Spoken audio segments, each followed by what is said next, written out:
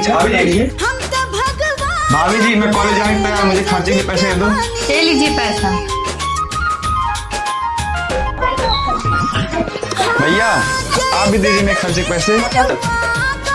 ठीक है छोटे, ये ले। अर्चना, मैं जा रहा हूँ काम पे।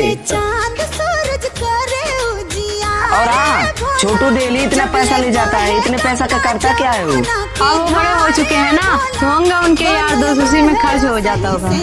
ठीक है, मैं ऑफिस जा रहा हूँ।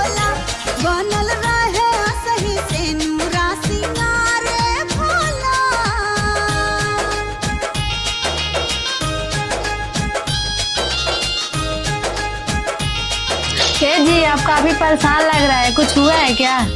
अर्चना तुमसे क्या